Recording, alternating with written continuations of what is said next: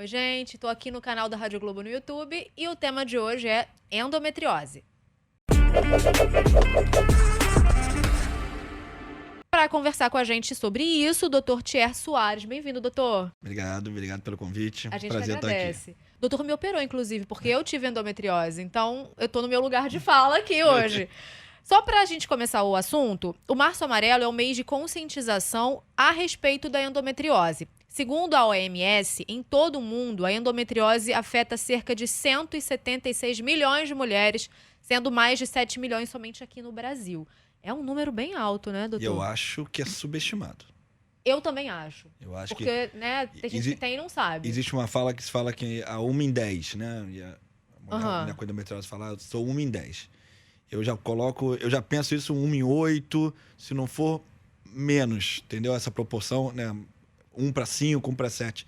Porque é impressionante o número de mulheres que chegam ao consultório ou na universidade com queixa de endometriose. Eu acostumado com isso, tem dia que eu saio assustado. Imagino.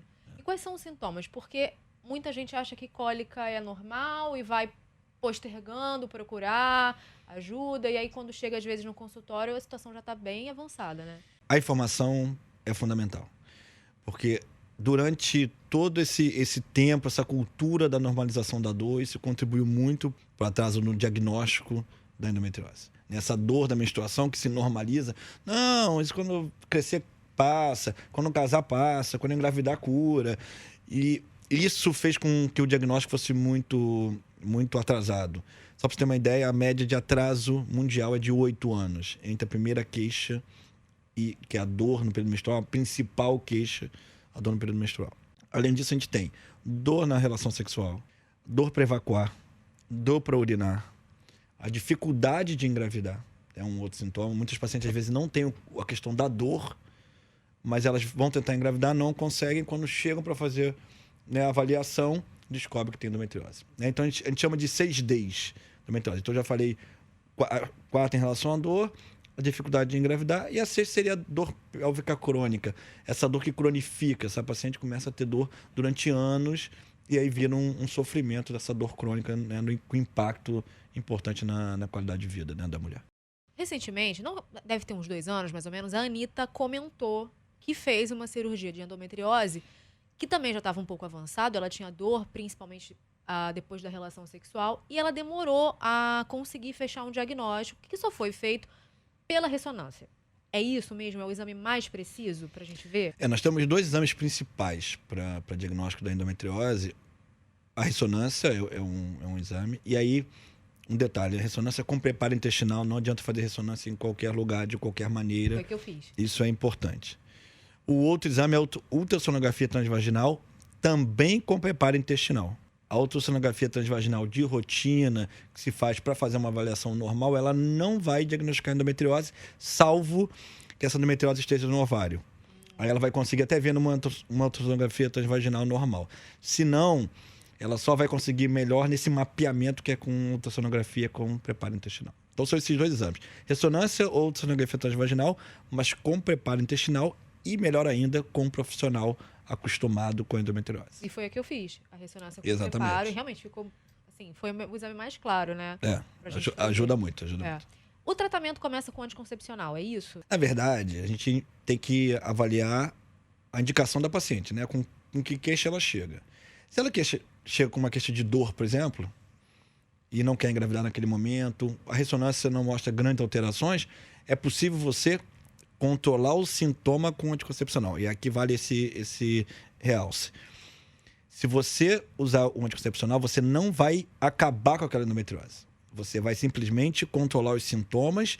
Em alguns casos, você até consegue deixar aquela endometriose meio adormecida. Em alguns casos.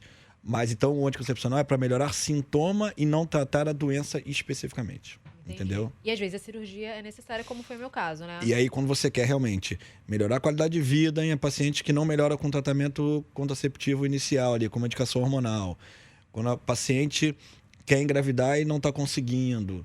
Quando afeta muito a qualidade de vida, compromete órgãos que você não tem como esperar, como, por exemplo, apêndice, parte lateral aqui do intestino à direita, Quando você tem comprometimento do ureter, que bloqueia a passagem da urina para a bexiga, compromete o rim, não dá para esperar. Então, são situações que você não consegue postergar muito esse procedimento, você acaba tendo que fazer a cirurgia.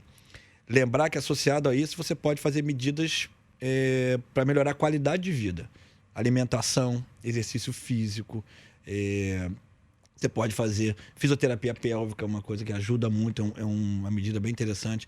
Terapias relaxantes, mindfulness, psicologia, tudo isso associado à cirurgia e às vezes ao tratamento hormonal, melhora muito a qualidade de vida da mulher e ajuda muito também na questão da gravidez. E a cirurgia é relativamente tranquila, né? Porque pra mim foi uma cirurgia, assim, pelo menos o pós-operatório foi tranquilo. Fiquei afastada 15 dias, mas assim, em 7 a 10 dias eu já me sentia bem melhor. As cicatrizes são muito pequenininhas.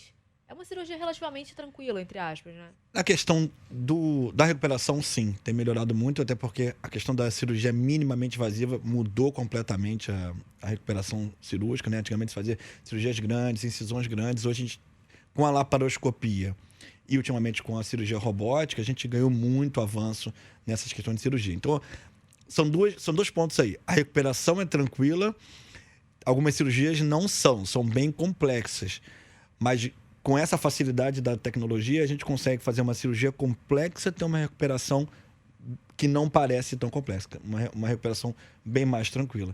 Então, às vezes, eu falo isso com o paciente no consultório. Às vezes, incisões não dão a dimensão do que foi feito lá dentro, né? Sim.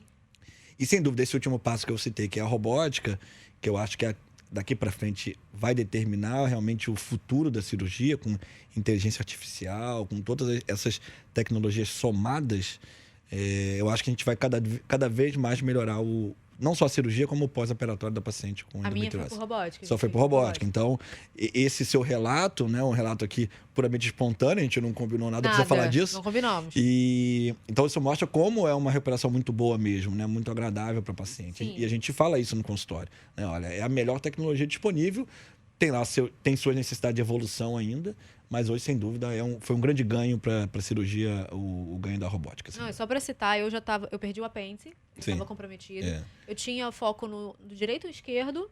No intestino, a gente precisou... Como é que você fala? É shaving? É um shave com discorde, a gente precisou fazer isso. 20 centímetros e a bexiga também já tinha. Já tinha lesão na bexiga também. Tinha coisa. Então, assim, você vê, o seu caso é um caso complexo como doença, mas olha como é que seu pós foi bem satisfatório, né? Então, realmente, por isso que a tecnologia, sendo incorporada, ela ajuda muito na recuperação, reduz chances de complicação, torna o pós-operatório mais agradável para a paciente. Não, realmente. Agora, doutora, a endometriose tem cura? Porque fiz a cirurgia, agora eu tomo um anticoncepcional para parar a menstruação. Isso pode voltar em algum momento? A gente não considera esse termo cura, né, para a paciente não criar uma expectativa de que ela nunca mais possa ter endometriose, tá? Porque ela pode, porque a genética a gente não mexe ainda. E o fator primordial para a endometriose é a genética. Você tem os fatores comportamentais, como eu já citei, questão de alimentação, exercício, estresse, né, a poluição, tem tudo isso, tem papel na questão da endometriose, mas o fator primordial é a genética. Os fatores comportamentais ajudam, mas o fator primordial é a genética. Então, seguindo o pós-operatório, a gente tem que acompanhar essa paciente sim, porque ela pode voltar. O lugar principal de recorrência da endometriose é o ovário. Então, cerca de 30% das pacientes podem ter recorrência de endometriose no ovário se não bloquear a menstruação. Aí o contraceptivo tem um papel que ajuda. Isso são estudos, não sou eu que estou dizendo, são estudos que comprovam esse uso da medicação ajudar muito nessa questão da recorrência. Tá? Se a paciente vai engravidar depois da cirurgia, também isso acaba ajudando também nessa volta da endometriose, porque ela vai passar ali 9 meses de gravidez, mas a amamentação, um período sem ter todo aquele efeito hormonal no seu corpo. Né? Então, são fatores que vão determinar essa volta ou não. A agressividade é uma delas, e a genética está envolvida nisso. Tem paciente que tem endometriose mais agressiva, tem paciente que tem endometriose menos agressiva. Eu tenho paciente que eu acompanho há 15 anos operado e a ressonância não muda, é impressionante. E já tive paciente com menos tempo de operada que a endometriose voltou no ovário, por exemplo. Entendi. Entendeu? Então vai variar muito dessa questão de genética, mas a gente, infelizmente, não dá essa palavra de curada, né? Mas de tratado. Olha, você está hoje, por exemplo, você fez o seu pós-operatório, endometriose hoje visível você não tem.